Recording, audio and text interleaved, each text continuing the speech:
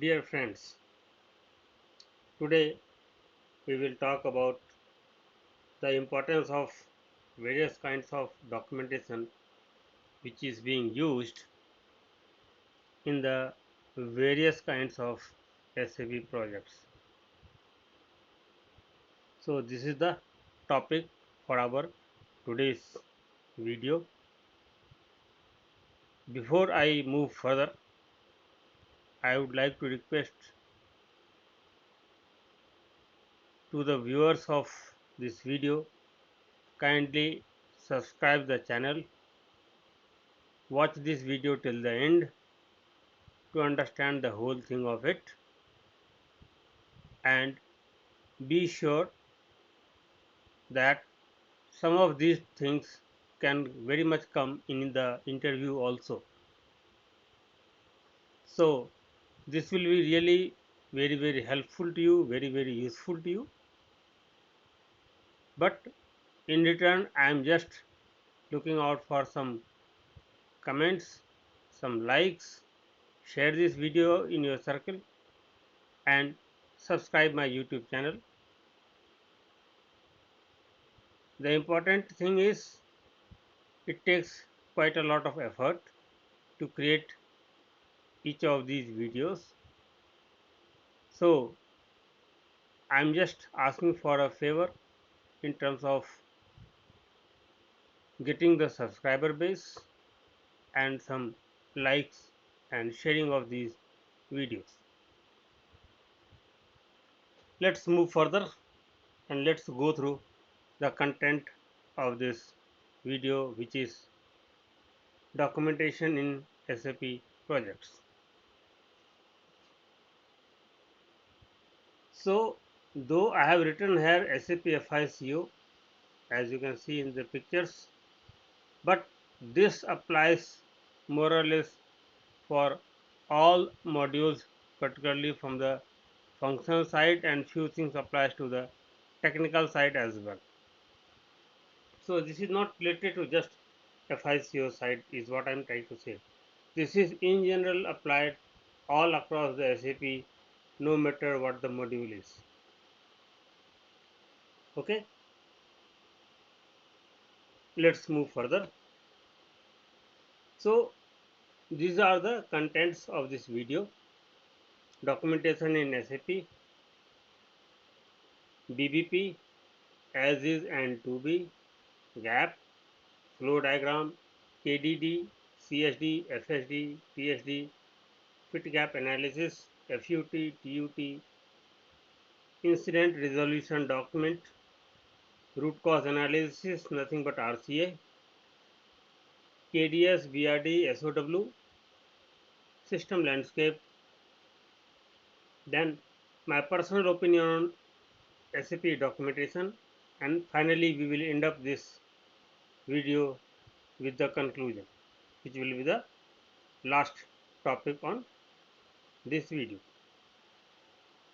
Let's move further. So what is documentation in SAP?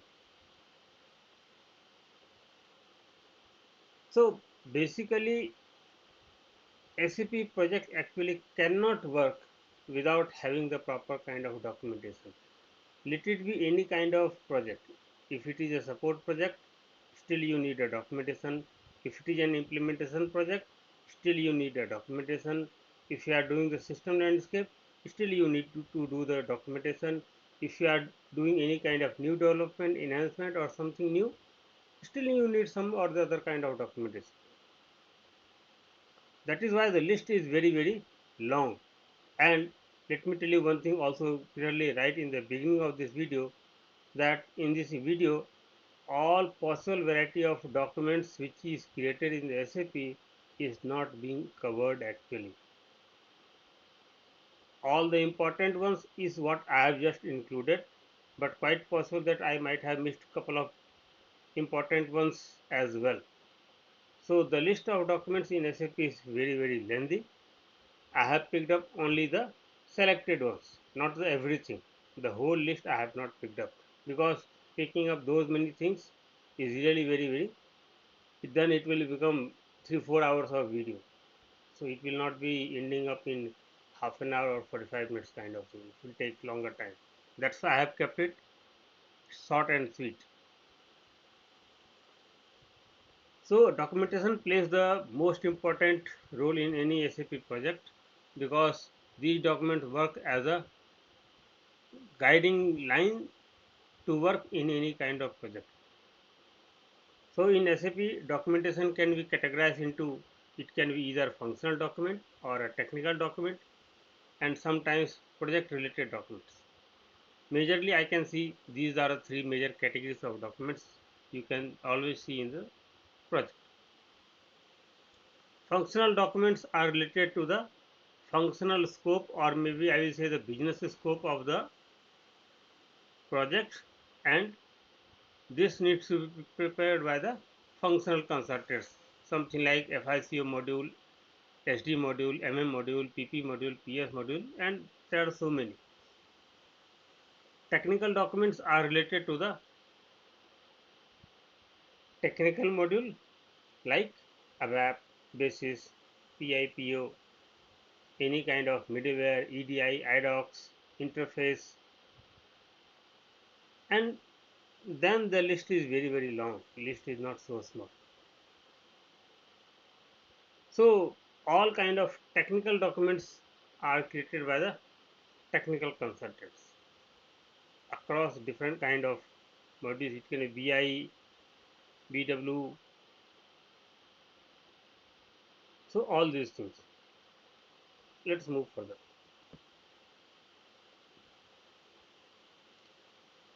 In this particular slide, we will learn about three important documents: business blueprint (BBP), as is, and to be documents. Please remember here that as is and to be both are part of the business blueprint document itself. So BBP stands for the business blueprint, is a document presenting the identified business models, best practices, analyzing the gaps, and recording all these details properly. This document is prepared at the time of SAP implementation project. That means when any implementation project begins, if you observe in your ASAP methodology also, in the second phase, which is also called as business blueprint, this is what is the document they are actually talking about. So this document basically contains all the information related to the project, that what all things you are going to set up in the system. And the two most important component of this particular document is called as is and to be. As is means the current status of the business process and the business functionalities available in the any kind of current system which they are talking about.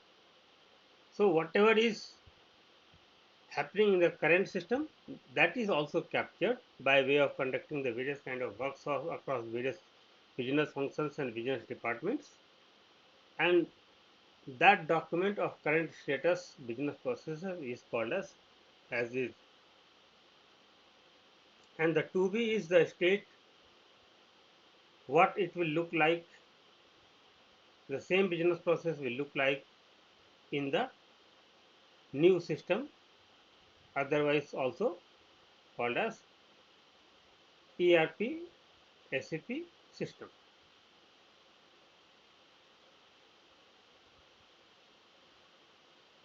So hope all these things so far what we have discussed is clear to you. So as is the current status, to be is the future status, what it is going to be. That's why name is called as to be. So to be will contain all your SAP related processes, what all things you are going to implement. For example, what will be the controlling area, what will be the company code, how many business areas, how many profit centers, cost centers, all other variants of the global parameters, and what all processes you are going to implement in the system. Everything it will cover up across various modules, whatever the things are going to be implemented. Let's move further. Gap and flow diagram. In SAP world, gap analysis is the study of the differences between two different information systems or applications. For example, existing system or legacy system with the client, and the new one is SAP system, often for the purpose of determining how to get from one state to a new state. That simply means what we are doing currently and how it is going to be done in the new system. What are the differences? Those differences are called as gaps. Here, one more thing very important to note is anything which a standard system can fulfill from the current state to the future state, that is not called as gap. But something which cannot be fulfilled by the standard SAP system, which is available in the current system, that requirement needs to be taken care of in the new system as well. That means something extra we will have to do other than the whatever is the standard system is offering. All those items will be counted, documented, and created as gap numbers.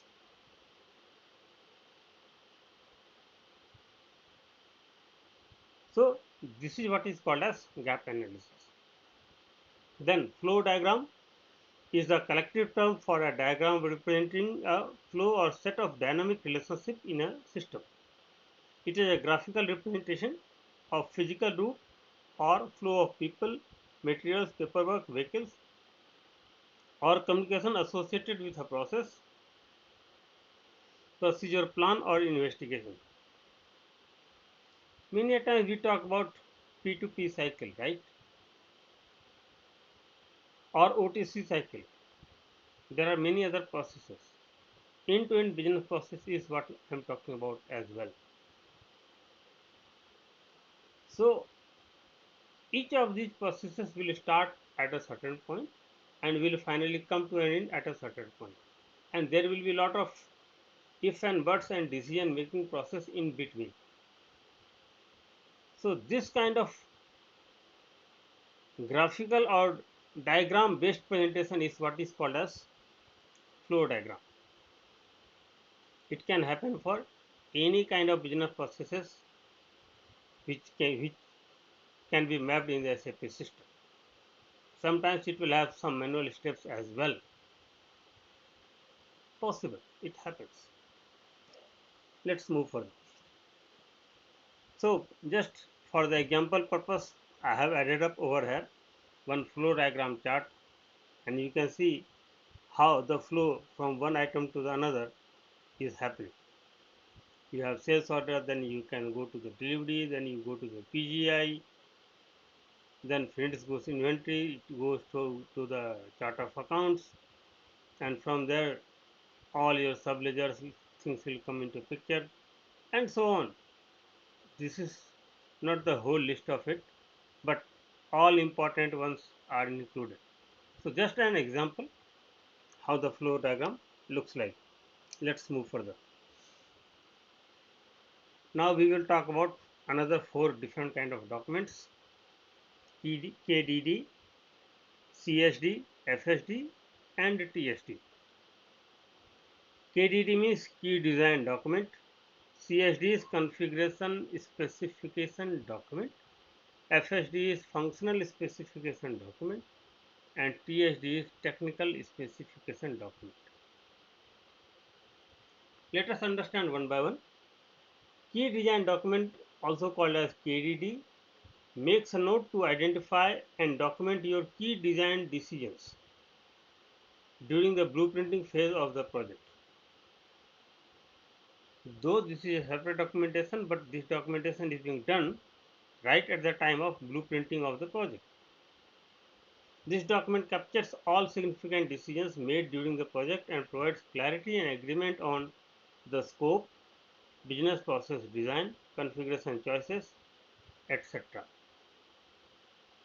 That simply means how the design of the system will look like and lot of other related things. all will get included as part of your KDD document. Now coming to the CSD, configuration specification document. It mentions all the configuration items. For example, controlling area, company code, fiscal year variant. So many components are there which we configure in the system as a standard process while doing the implementation work. So this document will contain all the relevant informations which we are going to configure in the system. It can be for the whole of the project, and sometimes it also can be when you are going to implement some new business process in the system, and therefore that if you need to do some configuration, still you need to create this configuration specification document, otherwise also called a CSD document. Now let's talk about functional specification document, FSD.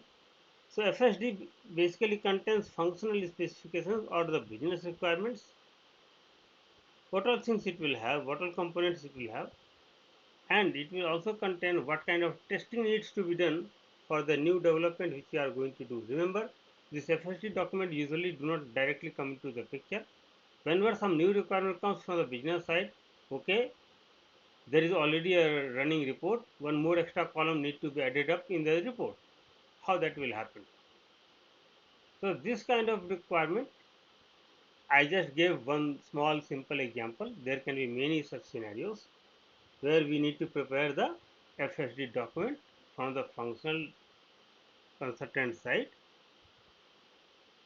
We also need to mention what all kind of unit tests need to be done and what all the RISF objects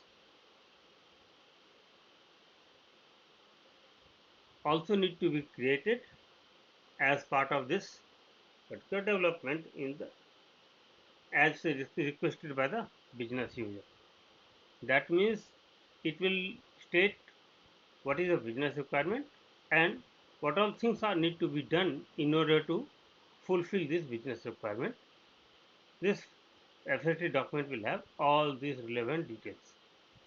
Now TSD will be prepared after the FSD is being prepared and approved by the business. Then this TSD document will be created by the technical team who will mention how this is going to be developed or created in the SAP system. What all things need to be done in order to populate that extra field in a particular report output, as we have discussed in our previous example. So this will also have all your tables, fields, logic to pull up the data or filter the data, and some other relevant details as well. Let's move further. Now let's talk about FUT, TUT, fit gap analysis. FUT stands for Functional Unit Test Document.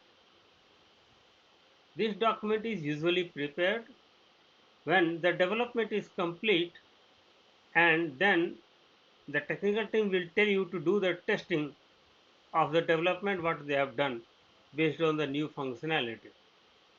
So when you are going to do the testing in the either development system or in the quality system as the case may be, then you prepare a document called as functional unit test, otherwise also called as FUT.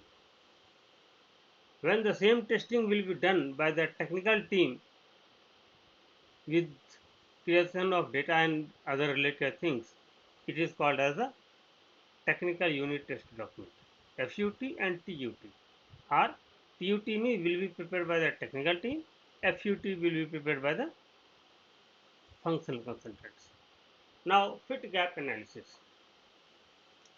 Remember, this fit gap analysis is basically part of the SAP Activate methodology, which is also the S4 HANA implementation methodology recommended by SAP.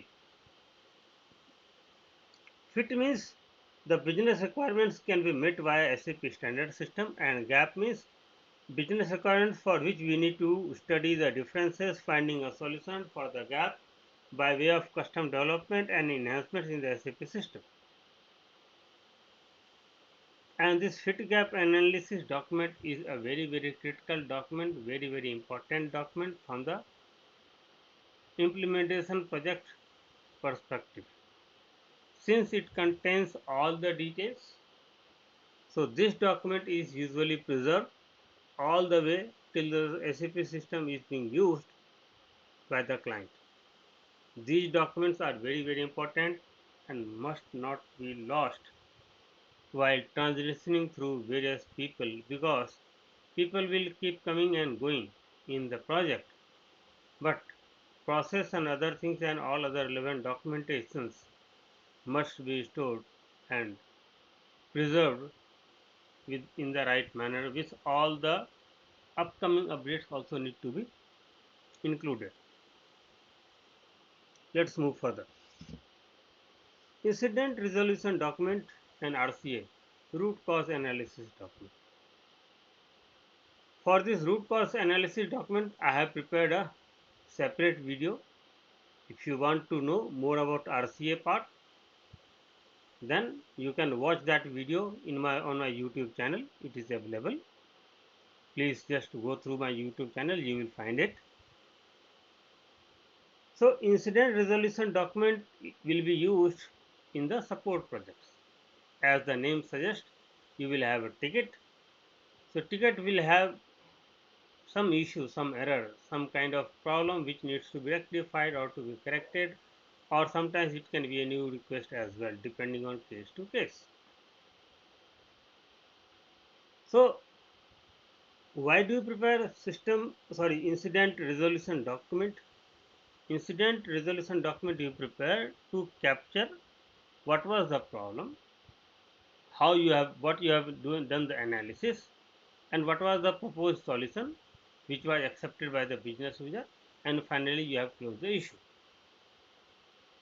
All these things, if it is documented, suppose a new member joins the team in the support work and that person does not know anything about the project. So in that case, if you provide these documents to that person also will be able to understand those things very clearly, and fairly quick time that person will become productive in the project work. So if we have these kind of documents, it will ensure couple of things. For example, the experiences and other things are not lost from the company side, because people keep coming in and going out. Somebody will join the team, somebody will resign from the team, or somebody will be getting rolled off. So any person getting rolled off, that means that much knowledge and experience and everything is going on along with him. The only way to preserve that kind of experience is to have proper documentation for at least all the important tickets which are getting resolved, and those documents will act as a guiding principle or as a guidance for all the upcoming new members in that particular project. So this is very important. Now let's talk about RCA. RCA is usually prepared only for P1 and P2 tickets, and RCA also is just like your incident resolution document only, but the only difference is it will give you the very deep and detailed level of analysis. What was the solution proposed, which solution was accepted by the client, and this will also talk about what needs to be done in order to prevent this kind of issue happening in future. That means basically what all the preventive steps you are going to take which will ensure that the same kind of problem do not occur in future.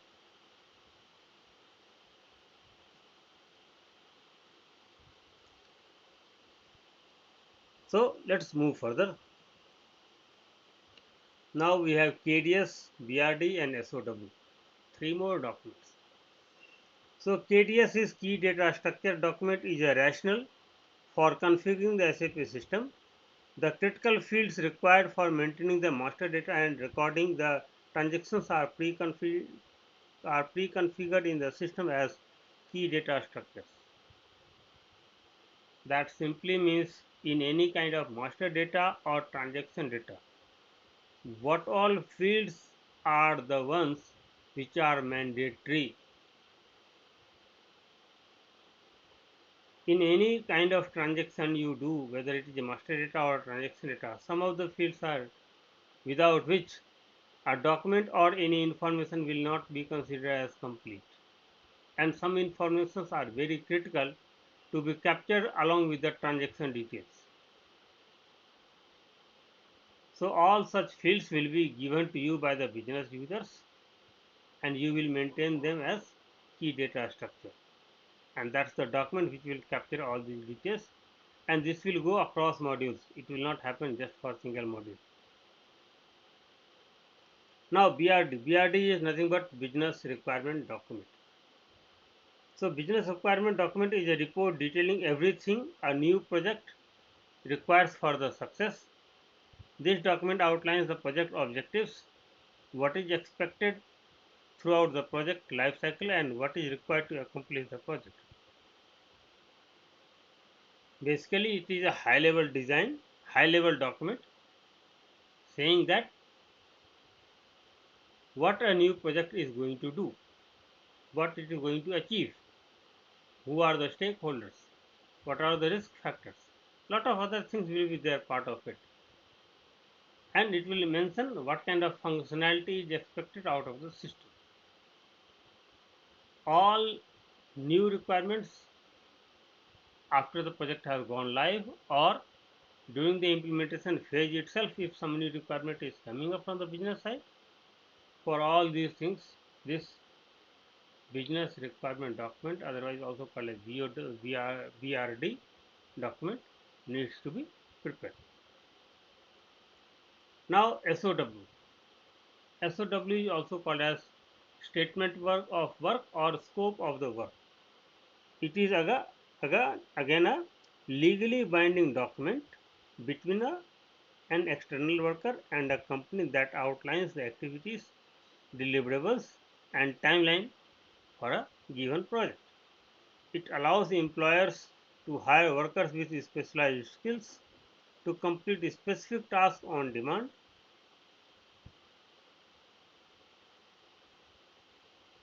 and it also helps to manage your SOWs better. That simply means these documents are just like a contract, a legally binding contract across various parties. This will decide what all things are there in the scope, what is expected from each of those legally binding parties for this particular given contract, what is in the scope, what is outside the scope. Every details about that contract will be mentioned in the particular documents. And it will be signed by all the key people in the company. Let's move further. Another document also called as system landscape. On this particular topic also I have a separate video. If you want to see, please visit my YouTube channel and search for this system landscape video that has the complete details. But here I will talk in short. System landscape is basically the design, or you can say the configuration pipeline mapping, how the transport will flow from one system to another. Simply put, development to quality and quality to production. The entire SAP landscape will be mentioned here. The system landscape contains all the SAP systems that you have installed. It can consist of several system groups whose SAP systems are linked by transport routes. Nothing but your TR, transport request numbers. Let's move further. Now, let's talk about my personal opinion on these SAP documentation. Since I have worked into many projects, I have seen many clients do not give enough attention in preserving these project specific documentations. Please understand that it is very important to keep these documents very safe and secure and updated as well on a regular basis, as and when some new requirements are coming up and it is getting developed and it is moving to the production system. For all such new things, a fresh document needs to be created, or the existing document needs to be updated with the latest comments and latest updation and developments. That must be done.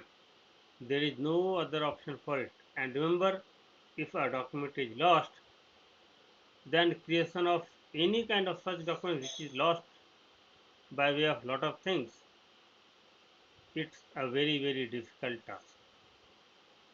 Particularly if it is a custom program or if it's a custom functionality, then you are gone. You are basically in the thick soup after that. Because understanding a business process by reading the codes of the program of the SAP system is one of the most toughest and challenging tasks you can ever have in your life. It is not so easy and it will take a hell lot of time to understand.